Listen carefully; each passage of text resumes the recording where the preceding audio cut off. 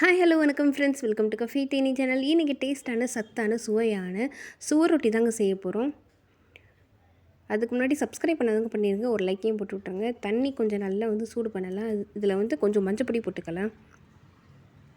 4 சுவரொட்டி வாங்கியிருந்தோம். சுவரொட்டி பார்த்திங்கன்னா ரொம்ப நல்லது உடம்புக்கு. கர்ப்பிணி பெண்கள், குழந்தைங்களுக்கு நல்லாவே கொடுக்கலாம். தண்ணி நல்லா கொதிக்கும் போது அடுப்பு ஆஃப் பண்ணிவிட்டு சுவரொட்டி எடுத்து ஒன்று ஒன்று அதில் வச்சிடலாம். யாருக்கெல்லாம் சுவரொட்டி ரொம்ப பிடிக்கும்னு சொல்லுங்கள். சுவரொட்டி இப்படி சாப்பிட்டாலும் சூப்பராக இருக்கும், இல்லைன்னா சுட்டு சாப்பிட்டாலும் சூப்பராக இருக்கும். ரொம்ப டேஸ்ட்டாக இருக்கும் சுவரொட்டி. ஒரு 5 நிமிஷம் தண்ணியில் அந்த சூடு தண்ணியிலே வச்சுருந்தீங்கன்னு வச்சுக்கோங்களேன், கொஞ்சம் நல்லா அந்த ஸ்கின்னெல்லாம் நம்மளுக்கு இதாகிடும். இப்போ சூடாகவே நான் பிச்சுக்கிறேன். இப்போ பாருங்கள், இந்த மாதிரி பிக்க ஆரம்பிச்சிருங்க. மேலே ஒரு ஸ்கின்னு ஜெல்லி மாதிரி இருக்கும். அந்த ஸ்கின்னை ஃபுல்லாக நம்ம உரிச்சு எடுத்துக்கலாம். நான் சூடாக இருக்கும்போதே செஞ்சுருவேன். ஏன்னா இந்த காலையில் டைம் செஞ்சுக்கிட்டு இருக்கேன். காலையில் பசங்களுக்கும் என் கணவருக்கும் கொடுக்கலான்ட்டு, அதனால் செஞ்சுக்கிட்டு இருக்கேன். இப்போ இது கட் பண்ணி வச்சுக்கலாம்.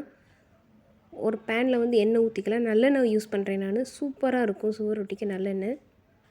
இதோட ஒரு ஸ்பூன் சீரகம் போட்டு நல்லா ஒரு 10-15 சின்ன வெங்காயம் உரித்து வச்சுருக்கேன் நான். சின்ன சின்னதாக கட் பண்ணி அதையும் போட்டுக்கலாம். சுவரொட்டிக்கு சின்ன வெங்காயம் யூஸ் பண்ணும்போது அவ்வளோ டேஸ்ட்டாக இருக்குங்க. இந்த வெங்காயத்தோட ட்ரையாக சாப்பிடும்போது சூப்பராக இருக்கும். வெறும் வாயிலே நல்லா சாப்பிட்லாம். இதை நல்ல ஒரு வதக்கிடுங்க. இதோட கருவேப்பிலை ஒரு கொத்து போட்டுக்கலாம். இஞ்சி பூண்டு உங்களுக்கு ஆப்ஷன் தான், போடணும்னா போடுங்க, இல்லாட்டி வேணாம். நான் போடுறேன், ஒரு ஸ்பூன் கொஞ்சோன்னு போடுறேன் நான். இஞ்சி பூண்டு வாசனை இல்லாட்டி எதுவுமே இறங்காது. இப்போ இது நல்லா எண்ணெயில் நல்லா ட்ரை பண்ணுங்கள். ரொம்ப ட்ரை பண்ணுன்ற அவசியம் இல்லை. இந்த கண்ணாடி பதமாக இருந்த போது வெங்காயம். இப்போ சுவரொட்டி இந்த மாதிரி ஸ்கொயராக கட் பண்ணி நான் போடுறேன் நான். உங்களுக்கு இந்த மாதிரி கட் பண்ண வரலன்னா சுவரொட்டி இட்லி தட்டில் லைட்டாக வேக வச்சு எடுத்திங்கன்னா அழகாக கட் பண்ண வந்துடும். இப்படி இந்த மாதிரி பிளட் இருக்கத்தான் செய்யும். நம்ம வதக்கும் போது கலர் மாறிடும். இப்போ பாருங்கள், வதக்க அதோட கலர் நல்லாவே மாறுது பாருங்கள். யாருக்கு சுவரொட்டி ரொம்ப பிடிக்கும்னு சொல்லுங்கள். அதுவும் சின்ன வெங்காயம் போட்டு பெப்பர் போட்டு செய்கிறது சூப்பராக இருக்கும். பெரிய வேலையே இல்லை, சின்ன வேலை தான் இது செய்கிறது. அவ்வளோ நல்லாயிருக்கும். ஆனால் சின்ன வேலையிலையும் நல்ல டேஸ்ட்டான ஃபுட்டுன்னு சொல்லலாம். உப்பு கொஞ்சம் தூவி விட்டுக்கோங்க. நல்லா இப்படி வதக்கி விடுங்க. எண்ணெயிலேயே நம்ம வதக்க போகிறோம், தண்ணி எதுவும் ஊற்றாமல். எண்ணெயிலேயே வதக்கிறனால சுட்ட சுவரொட்டி மாதிரி இருக்கும். அதாவது நெருப்பில் வச்சு சுட்டு சாப்பிடுவோம் பாருங்கள், அப்படி இருக்கும். இப்போ பாருங்கள், எண்ணெய் நல்லா பிரிஞ்சு வருது பாருங்கள். இந்த சமயத்தில் நல்ல மிளகு இருக்குது பாருங்கள். மிளகு சீரகத்தூ பொடியை போட்டுக்கலாம். இப்போ இதை கைவிடாமல் நல்லா கிண்டி விடலாம். இந்த மாதிரி கிண்டும் போது சிம்மில் வச்சு பண்ணுங்கள். ஹை ஃப்ளேமில் வச்சிங்கன்னா புகை வரும்.